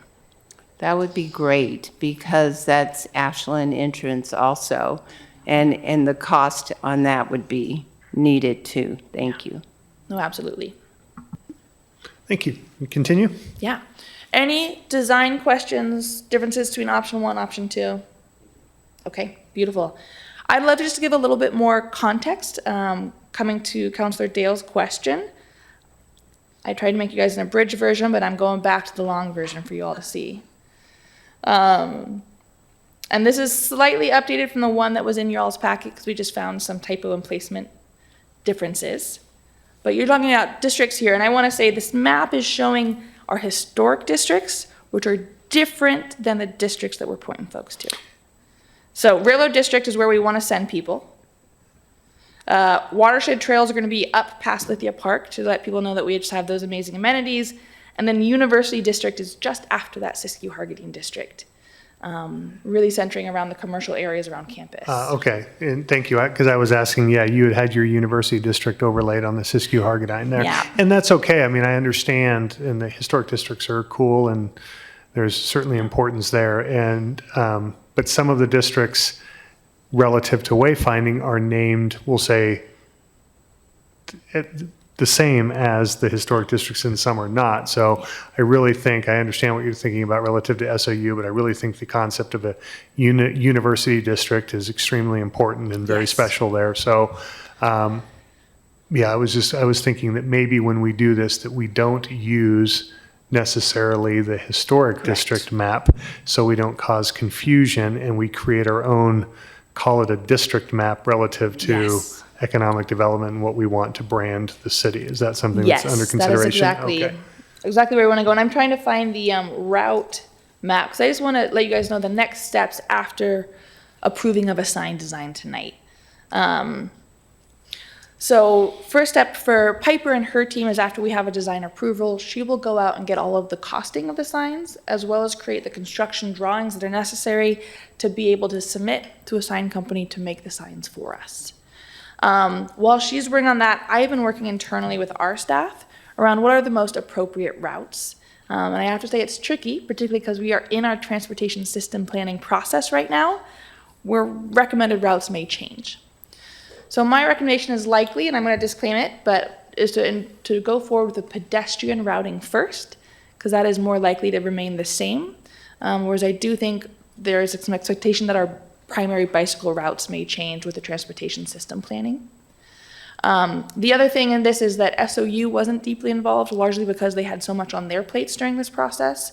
But I really want to make sure that they're included as we're designing the route to the University District area and what parts we want to highlight of it, recognizing that, you know, changes are happening in real time.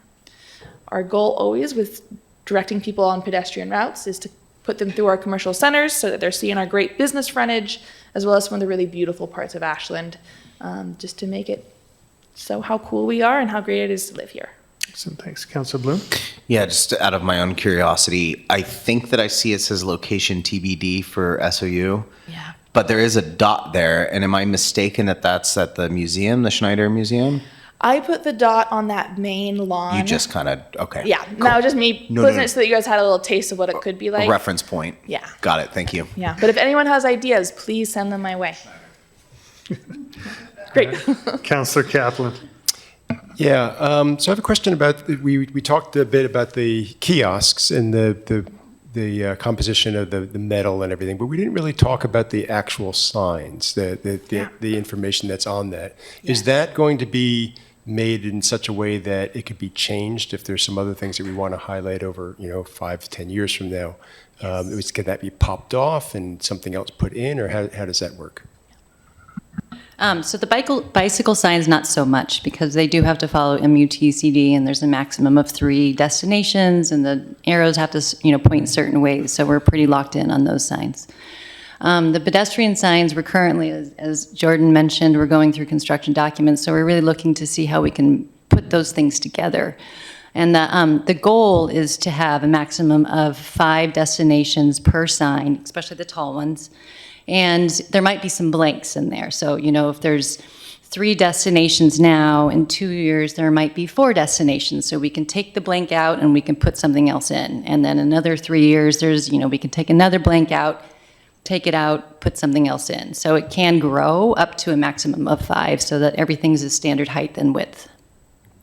And then I'll say that the maps themselves on the map kiosks, those are removable. Mm-hmm. Yeah. Mm-hmm. Yeah. So we can replace those and update those as needed. Those they're two-sided. They're different on each side? There's a different information, or is it the same on each side? What is? Yeah. The plan right now is to have a map on one side, and that map just really focusing on the district and some key spots to see. And then on the back side, to either have historical context, kind of the highlights, something that really just helps people learn about the district they're in. Mm-hmm. And that could just be popped out and yes. Yeah. Thanks. Yeah. Cool. Councilor Hanson? Thanks, Chair. Going through a little list here, I've never understood what the Skidmore District is. It doesn't resonate with me. Why do we call it the Skidmore District? I encourage us to call it something else. I don't know what we'd call it, but it means nothing to me. What does it mean? I do not have an answer at this time. Right, yeah, let's come up with something better than that, please. Suggestion. Also, are we gonna put QR codes like everywhere on these so the kids can dig in deeper if they want? Yeah, we've had discussions around QR codes and, can they help with kind of some more accessibility to the signage, games, et cetera. The way the city does QR codes right now is we actually create a high quality sticker that we can place on things so that we can adapt it as needed and not have it place it where we want with the information we want. Okay. So, long Good. answer. Long answer is yes. Yes. And then we can get more information and maybe even, hyperlink things that are happening in that district. Yeah, it could go places that way. So I think to that point, a good example is the public art map, like pointing people to the public art map from a QR code. Yeah, great. Love it. Has there any conversation been had yet with parks regarding matching signs? Like, I love the 80s Lithia Park sign when you walk up on, the old Redwood sign, but I think it's time to do something different. Have you started those conversations with parks and budgeting and all that stuff? One of the reasons in particular that we had a parks member on our little stakeholder advisory group was because the idea of phase 2 of this project is to start looking at our park signage. Great. In particular, our trail signage Great. Is where we were primarily thinking to help make it easier for visitors to navigate our trails. Great. third but not lastly, I got two more. The transportation system plan, we've been waiting forever for that. Yes. And we're still waiting. Yes. We're engaged, but we're not there yet. Might I suggest we go ahead and be so bold as to put those signs out and just plan to relocate them when that ever does conclude. And the last question is, do we have any plans for getting people from the trail system parking up above Lithia Park down into town to go back down into town to visit the downtown other districts to, you know, buy things? There's quite a bit of parking up above the park at the bottom of the trail system. Have you considered adding a site to get people down into town from the trails? Yeah, and we're focused really on the pedestrian side of it. So what I'm imagining is we were locating, most folks stop at the Lithia Park cabin. Do you know where I'm talking about, the historic Parks and Rec office? Okay, Which is lower than what you're talking I'll let about. you continue, but And so the idea was originally to put the watershed trail kiosk there as our first. If people are loving it and it's really successful, there's nothing that prevents us from putting another one up towards the reservoir or towards more Folks Park to help keeping that flow going and bringing people back to our downtown area.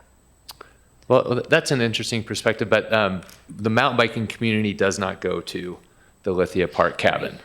The Lithia, the mountain biking community comes and goes from the parking lot up above Lithia Park at the gravel pit. Got it. I got to thank you. That's more context for me. Yeah. That is what we would consider our phase 2, which is how do we get trail users down into our commercial core areas. Okay, so phase 2, tell us about that really quick. Phase 2 is the trail signage through our different trail systems to help connect our outdoor users to our commercial areas. And is that another TLT funded That would be a future project? TLT project. The idea was to first do the pedestrian wayfinding in our downtown core area to Railroad District, the Trailhead, and University District. Phase 2 then being our trail system to start signing that. Thank you. Yeah. Councilor Bloom? Yes, I'm going to bore everybody now. Skidmore Academy is what Skidmore District is named after. Skidmore Academy was one of the first primary schools here in Ashland back in the 1890s. And so it is that district, which is the oldest residential district in Ashland, is who it's named after. A little fun fact for you. Excellent, yeah. Okay, any further questions for staff? Floor is open for a motion. Councilor Bloom? Yeah, I move to direct staff to return with cost estimates for option 1, with and without kiosk, and a more affordable basic design for council consideration. Whoa.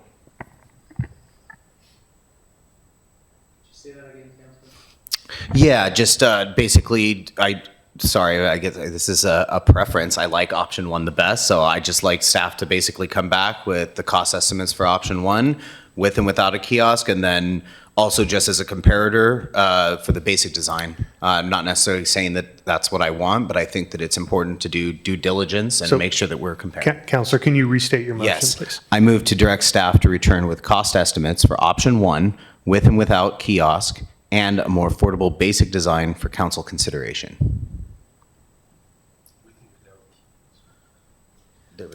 I am interpreting that as none of the map signage, but to price separately the directional signage from the kiosk. Councilor, is that what you were? So I'll return with a price for the kiosk with the map, as well as a price for the pedestrian direction signage and the bike direction signage. Okay, is there a second? I'll second that. Okay. Councilor Bloom? Yeah, like I said, they're lovely. The option 1 stood out the most to me. I really appreciated kind of the frontage of the logos for OSF or SOU. It seemed to kind of stand out a little bit more, which I appreciated. You had mentioned that there might be a slight difference with the kiosk if there's a cost difference. So just out of curiosity is why I kind of wanted to see what that would look like. And then for the kind of the basic design, again, I think that it's important that we are at least doing our due diligence and considering all potential options in terms of costs. But again, doesn't necessarily mean that that's one that I'm going to support. I really do like option 1. And can I have a quick clarifier on that motion, just to make sure I'm understanding tonight? We will ask Terrain Art Landscape Architecture to go ahead and do the architectural construction drawings for option 1 that you see here, and we'll have them price that. We'll also have them price a more standard kind of parks kiosk. I will not have them price out option 2 because that would be a second set of architectural drawings. So option 2, I would not return with a price on. That is correct. That's what I Great. meant. Yeah. So just so I'm clear then, so for Alyssa and Johan, we're okay with how this has been read and what's inferred relative to the motion that Councilor Bloom has made, correct? Oh, go ahead, Did you have a clarification? Yeah, go ahead. So I'm still stuck on this with and without kiosk. So what it sounds like, is it just separate? Is the motion intended to ask for a quote for the kiosk, these two different styles, option 1 and a slimmed down, cheaper one, and a separate estimate for the pedestrian and bike pointer things? Is that what you're talking? So I would think about it's, What do you- I don't instead understand of this like with and one without. rolled up price, this is the cost for kiosks and signage and all that. It's like, here's the cost for kiosks, here's the sign for pedestrian and bike, and here's the pared That's down. what I just said. That's what I just said. But then I'm hearing you say, is that what you're saying? No, I'm- Separate quotes for each one of these things? No. I'm saying all of option 1, including the kiosk, and then if we took the kiosk off, it would cost this much. And then the third being, what is the basic, affordable option that we saw earlier in the presentation? That's all. I see. So it's kind of an à la carte is what you're looking to be able to Well, it's not choose. à la carte. It's not all a la carte. I'm saying we either go with option 1, with or without a kiosk, or we go with this third option. That's all. Okay. Yeah. Is that clear? I mean, I can. I believe I totally understand. I believe I understand. And if I come back to you all in a few weeks' time and it's not what you were looking for, we could try again. So I understand it too. Is it, it just seems simpler to just ask for it à la carte, actually, rather than just, it's kind of weird, all or nothing. Yeah. Is when you present it, when you bring it back, can you also bring it back à la carte? Yes, I will say that the fabricators between the metal sign and the signs that will be up putting directions are likely two separate So fabricators. if I may just interrupt here real quick. So I'm going to ask something because we're back into a questions phase here. So I guess I would ask would you be willing to withdraw so that we can have further discussion here? Yes. Okay, thank you. You okay with that? Okay, thank you. So let's withdraw the motion so we're not in a deliberation phase. We can ask more clarifying questions. So I'm going to go to Councilor DuQuenne unless I can go to Councilor Hanson. We withdrawn? Do you have anything you need to add? Okay, Councilor Hanson. Thank you, Chair. Although I appreciate the efforts, I think, of what's going on with this motion, I wouldn't support it, actually, because I like this process of approving the I2 and option 1 favor, so that part we're aligned, but I want them to do their process. I want them to go out to bid and come back to us with ideas, and then at that point, we can look at the budgetary picture of it. But I don't want to burden them with, it's not all the options. All the options are limitless. You said, I want to know all the options. I don't want them to give us all the options. I just want to know what this is. Let's go with this direction. And I support the motion that's in the packet, which is just to approve 1 or 2 of the wayfinding signage. And then when it comes back, we can look at prices. But this is something that I don't think we want to, this is something that I think we really want to invest in. So I don't want to burden them with a bunch of extra work. It's been 8 years to get this far. Let's not make them do extra work. Councilor Bloom, you have questions? Yeah, just real quick, because I think it's important to kind of understand where I'm coming from. What I was trying to avoid is let's say we say option 1, they go do all this design, they come back, and we decide, that's too expensive, we don't want to do it. Now they have to go back out, they have to then cost out a cheaper option. So what my thinking is like, hey, could you just kill 2 birds with 1 stone, come back to us once, and then we can just decide in the moment. I hear that, Yeah. but as a contractor, I understand when I'm trying to do a project for a client, I would prefer this route because there's so many different options. There's so many different ways to go. Like I said, we're here with 2 options, and I Yeah, I just want to keep it simple and make it less burdensome so we can actually get something on the table here. And if I may, just to clarify, this motion that is in the packet is just for the design only that comes with cost, right? So we're not approving to spend any money at this time. It's just the design, correct? Am I understanding that correctly? Correct. Okay, thank you. Councilor Kaplan. Yeah, I think actually it sounds to me like there were maybe Councilor Bloom was going for three options. One was the pedestrian and bike wayfaring options, by themselves, without a kiosk. The second one was kiosk and those things. And then the third one was a different kind of kiosk, a cheaper kiosk. So I think we could achieve the same thing. I think we should actually, first of all, I'd be willing to put a motion on the floor to do part of this. Let's go ahead and get agreement that we all approve option one. It sounds like we all do. I think we ought to just do that. And then we can talk about the other options that we want you to come back with. I would suggest that that's the best way to do that, is just ask you to come back with a price for option one kiosk, a price for the pedestrian and bicycling ones, and then a price for the cheaper kiosk. And this way we can compare apples to apples. Okay. Perfect. Yeah. Relative to that, before I ask if there's any motions, is there any further questions on this for staff? Floor is open for a motion. Councilor Kaplan? I'd like to do the first part of this, knowing that I'm going to do a second motion giving these separate pieces. My motion is to support option one. Of these two options, option one and two, to prefer option one. Second. Okay, Councilor Kaplan? I'm just trying to clear this out, that we all agree with option one over option two. No. Okay. We have a second? Yeah, second, but no comment. Okay. Any other councilors? No. Okay, roll call on that, please. Alyssa? Sherrill? Yes. Bloom? Yes. Dale? Yes. Kaplan? Yes. DuQuenne? Yes. Hanson? Yes. Motion passed. All right. Excellent. So now, were you looking to have, this is the end of this agenda item, unless we're going to, you want a second motion? Okay, go ahead, if the floor is open still for this agenda item. So I would like to direct staff to come back with pricing information on the kiosks for option one, an alternative, cheaper version of the kiosks, and a pricing on the pedestrian and bicycle wayfaring. So there's three separate quotes. Second. Yep. And that motion is clear to everybody? Alyssa, you've got it? Okay. All right, so Councilor Kaplan. I don't have to say any more. Councilor DuQuenne. No, as long as we're very clear. Okay. All right. Any other councilors? Okay, roll call, please. Alyssa, did you need something? Are you okay? I lost you the second was. Councilor DuQuenne. Thank you. Yes. Roll call, please. Bloom?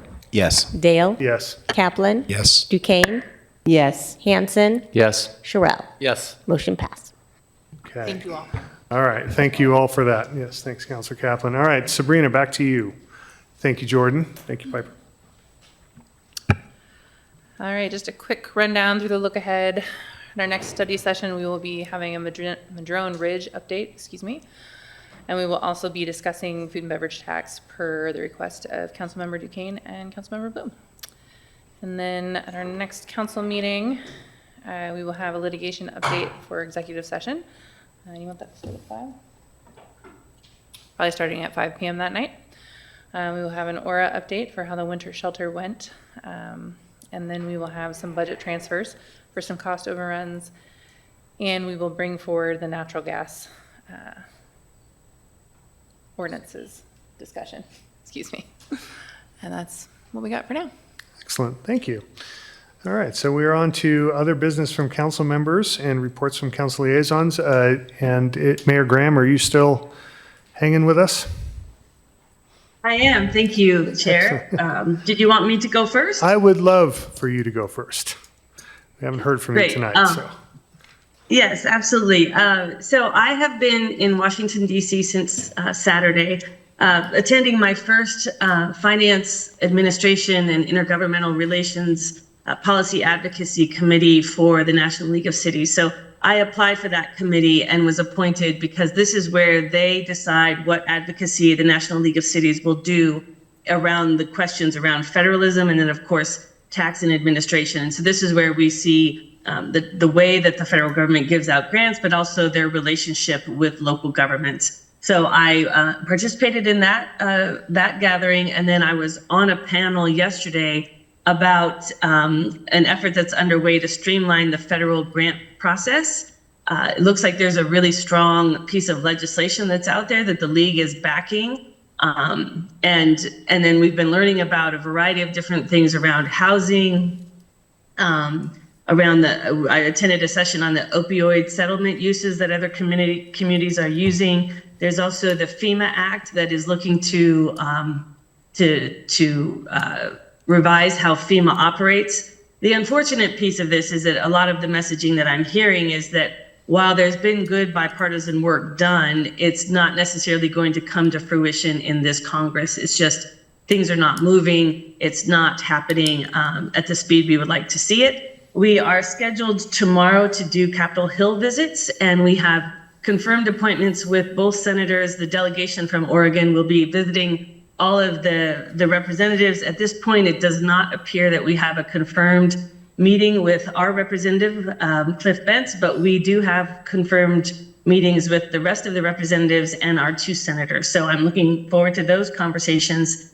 And then there's been quite a lot of discussion here about immigration enforcement and what that means for local governments. And so those conversations have also been very helpful. And on a very upbeat, positive note, there has also been a lot of conversation around how other cities are celebrating the 250th anniversary this year of the founding of our nation. So I have some good ideas to bring back to the council. And but yeah, it's been a great couple of days, and I so appreciate, Councilor Dale, you taking over the helm there for the last couple of nights.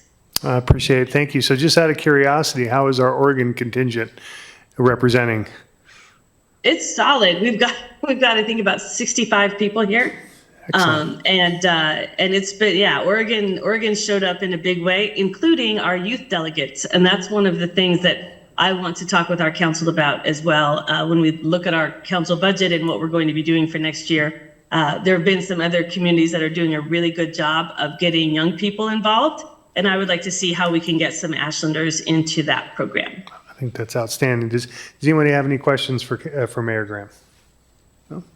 All right. Yeah, thank you so much for traveling back there and bringing that back. Excellent. Any other reports from committees or commissions? I've been traveling a little bit, so I don't have anything to report. Okay, thank you. All right. Well, that brings us to the end of the evening in our agenda. Is there a motion to adjourn? So moved. Second? Second.